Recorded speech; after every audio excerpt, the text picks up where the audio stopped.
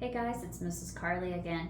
Today we're going to talk about all sorts of games. I will get into all of the games in just a moment, but I want to go ahead and talk about the social and emotional benefits of games because there are a lot of academic things that, a lot of academic skills that games cover.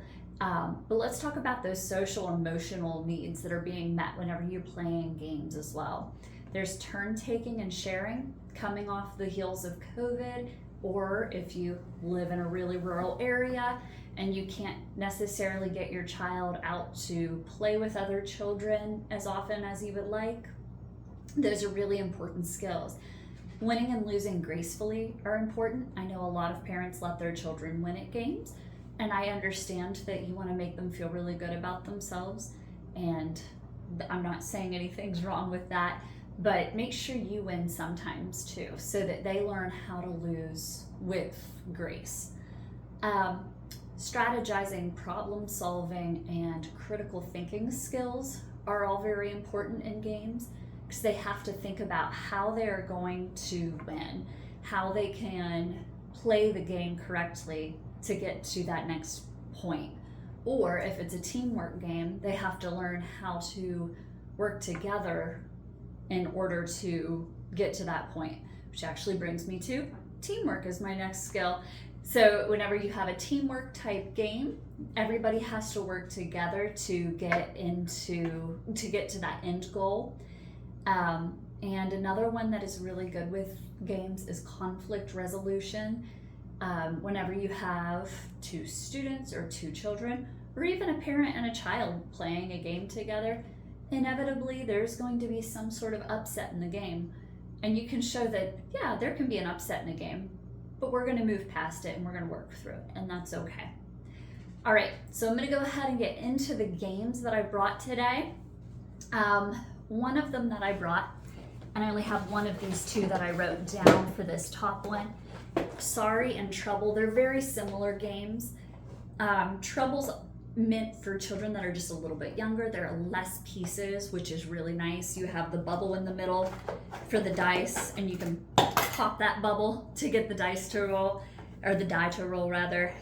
So it's really good for those younger children especially, because I know with Sorry there are a lot of pieces with it, but they are similar concepts, and it teaches kids really good things like one-to-one correspondence.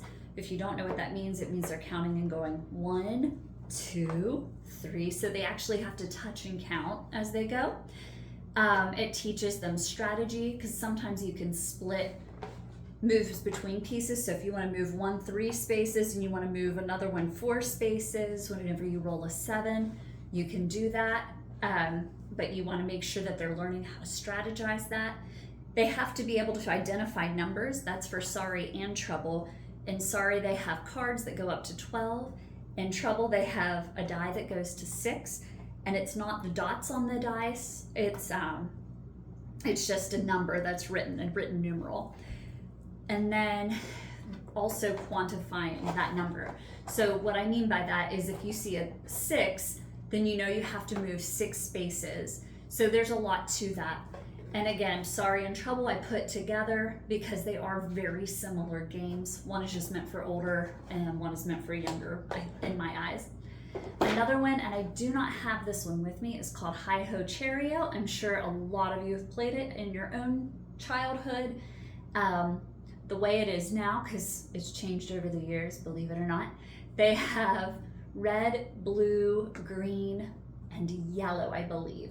So they've got 4 different colors of cherries, or apples as my students like to call it. I just let it go. I don't care what they call the fruit. And it only has numbers 1 through 3. They learn one-to-one correspondence, and they learn those fine motor skills because those cherries are teeny tiny that they have to pick up. And that's a good thing too for kids to do because they have to pick it off and put it in a basket and count it as they go. I talked about this game in my last video. This is Blink, and if you see me looking down, I am looking at notes because I don't want to forget anything. This is Blink. It teaches subitizing, which we talked about in a whole other video, so matching those numbers and sets. It teaches color, shape, and doing everything with speed so that you're identifying quickly with all of that. This is a really great game. I am still looking for a video that I took of my students in my class. If I can find it and I get permission from all those parents, I will share that with you because it is a really good game and I think you guys will like it too. Another one that I don't have with me, but I have it at the school, is Chutes and Ladders. And I'm sure most of you are familiar with it. You start at the bottom of the board and you go up and around, just like that as you're going. That one will teach great disappointments, how to handle disappointments, not necessarily conflict resolution, because you sometimes have to go down a slide while somebody else gets to go up a ladder. And it's okay to feel that way, and just teach them how to work through that. Chutes and Ladders teaches children to follow directionality because there are arrows that show them which way they need to go next. It teaches numbers 1 through 100. So if you're working on 1 through 100 and really getting those double-digit numbers, that's a really great thing for that. And one-to-one correspondence again. Okay, moving on, I have Tenzi. We talked about Tenzi. That was upside down in my last video. Tenzi, you have 4 different colored dice. You're trying to roll the dice and get to whatever that goal is, whether it's all matching numbers 1 through 5, however you want to play. I do a lot of modifications with my games because I do teach young children and I want to be able to play with them appropriately. So sometimes I change it so that they're only 5 dice and then I call it 5Z or whatever it happens to be. So it's a good one for speed and really recognizing what those sets represent. Another one that I have, this one I have at home, and it's good for your really littles. It's called Snug as a Bug in a Rug, which you would think would be about rhyming. It is not. Sorry, my doggies are barking in the background.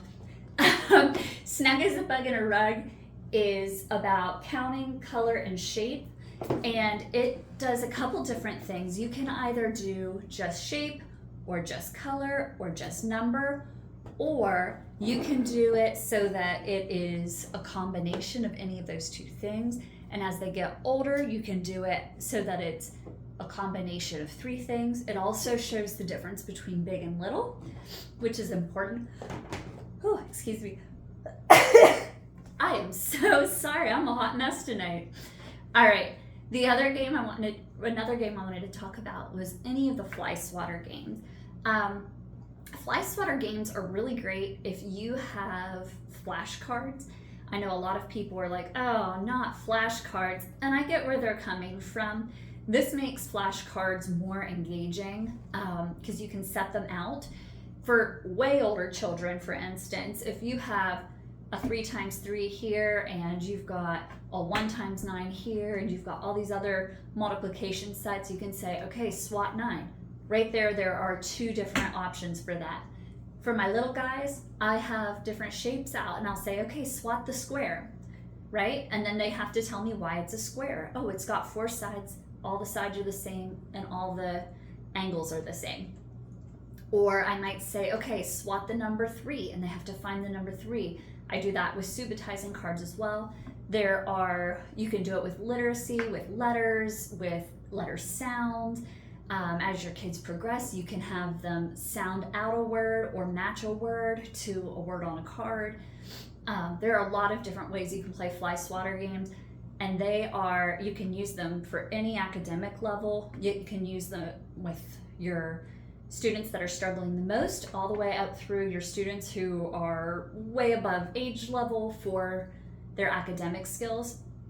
So there are a lot of different uses of that, and I might even come up with a video just about my fly swatter games at some point. I don't have this one. It is called Story Cubes. Story Cubes, you use teamwork and creativity. You take all the cubes, or just a few of them depending on how you want to do it. Each person rolls a die, and then you have a picture on that die. There are different ways you can do it. You can have one person make a whole story using all the cubes. You can have your kids take turn. So once upon a time there was an alien, and then the next kid rolls the die. and the alien came down to Earth and met a little girl in a wooden house, whatever it happens to be. But it gives them that teamwork and creativity part there.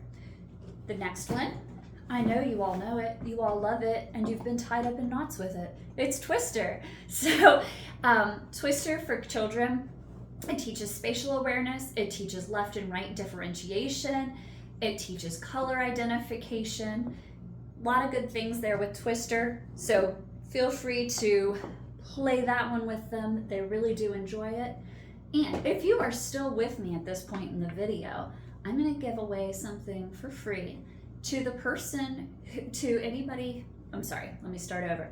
I'm going to give away a freebie this week, and you have to comment below and you have to say she be bumpin', because Mrs. Carly be bumpin' right now. And that way I know you're still with me at this point in the video, okay?